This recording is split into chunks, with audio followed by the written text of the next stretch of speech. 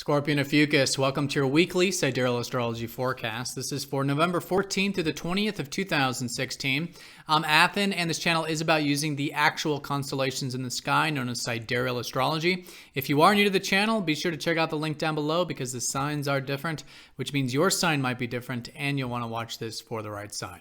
All right, so Scorpio and Ophiuchus this week, very active week in the astrology and quite energetic in the sense that we do have a full moon, which does symbolize usually an energetic time, or at least a time of awareness.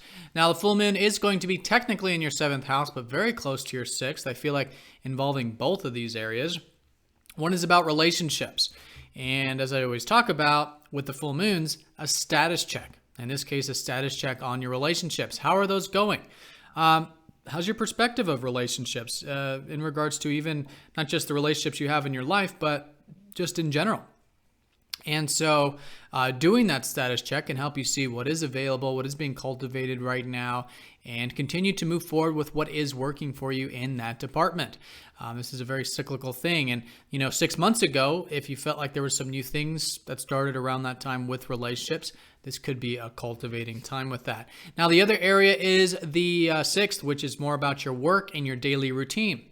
So a good time to do a status check on that as well. And some of you will feel a pull towards one more than the other, more towards either relationships or the work and stuff. But when it comes to the 6th house, status check, how's your routine? How's your diet? How's your regimens? How's your work? These are the good questions to ask, and I think to continue to cultivate. These things can be excellent this first half of the week. Now, the first half of the week also does have Mercury sextiling up to your traditional ruler Mars. So you could be feeling maybe quite communicative, quite active there with the mind, sharing ideas. This is a Mercury who did recently enter into your first house. So you could be thinking more in terms of what are your personal needs, what's important to you, maybe being quite direct with your communications, or it could just be more emphasized at the moment. Or maybe it's more internal, maybe it's more learning. And in fact, it is a really good time for reading, writing, learning, exchanging when Mercury's in the first house there. A bit of adaptability and flexibility, which is nice considering that Saturn's been in your first, which has been a more serious connotation to all these goals or responsibilities. And so now Mercury can come in here. You can, I think, start to think more about it. Becomes a bit more practical, quicker, lighter in that sort of sense. Now, it's still a very spiritual time, of course, for you. Your sun's still in your 12th house. So a good time to still get that R&R. Maybe meditate on some things. Just meditate in general. Just really have more acceptance in your life, right? How you can cultivate acceptance. And I think you'll find that a good balancing point with this first half of the week. So that's the first half, and as you can see here, Neptune is going to conjoin the South Node exact, which I've been talking a lot about this.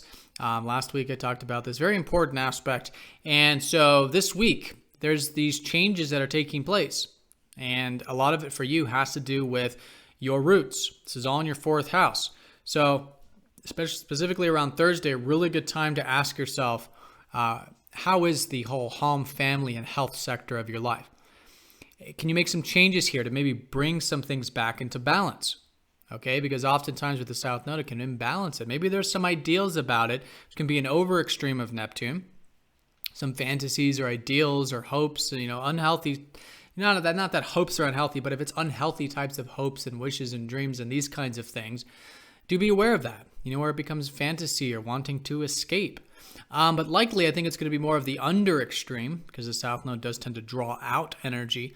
And so if you feel like there hasn't been enough attention on your home life, on family, on your personal life in general, and maybe your health, it's a great week to initiate some change there. Take it nice and slow. Right after that conjunction, we are going to have Mercury squaring the North Node and Neptune, which does mean that we don't want to rush into anything or react to anything. Not that that's saying we will, but there's a caution of that. And also not allowing the mind to get too caught up into things about trying to figure out what all this is or where it's going, because that can create a lot of uncertainty, a lot of doubt, a lot of confusion when we try to project things into the future, when our mind tries to project things into the future. So this is about this is a very receptive time. And with the square up to Mercury, it is about really taking action that you feel like you might need to take in order to make these changes.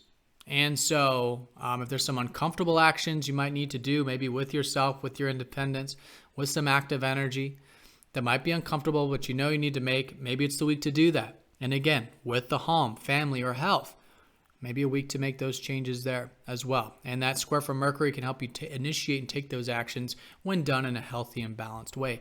Now, Venus is actually in harmony to the conjunction. She'll be sextiling it, specifically around Saturday.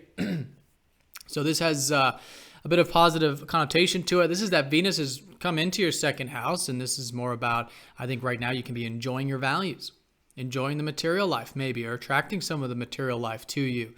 So that can be a positive force with all this. Also, relationships could be assisting these changes. Venus does rule your seventh. And again, this whole receptive time of the more I think you are willing to accept, and the more you have this acceptance and this receptive approach, you're going to find that's directly supporting it as well, because Venus does rule that 12th. Okay, now things are shifting. Neptune is going direct. This is going to take time for Neptune to gain momentum, but this is saying, yes, things are shifting with these roots in your life. And it's going to take time. But I think what's most importantly shifting this weekend is this new perspective about the importance of, again, acceptance, letting go, detaching, and really cultivating your home and family life so it's more in alignment with your soul, you know, and connecting to it on that level. And that can be very enjoyable. Now, with all these changes you are making with these roots, this is all in the context that this whole life path this year and next is taking you towards cultivating your career and your productive life. Okay, that's the North Node in the 10th. So I think that's still a great energy to continue to cultivate, as is the aspirations right now, future things, okay, which is Jupiter in that 11th. And maybe even the sense of community and group stuff as well. All right, so Scorpio and Ophiuchus, the way I would sum up this week is that there's a full moon at the beginning.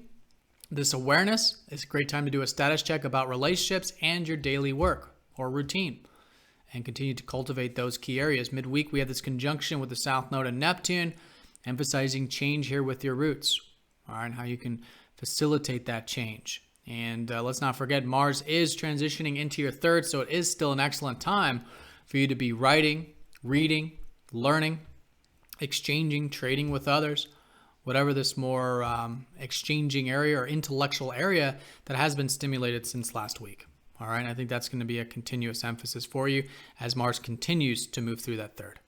All right, so Scorpio and Ophiuchus, have a fantastic week. Thank you for watching, and I'll see you next week.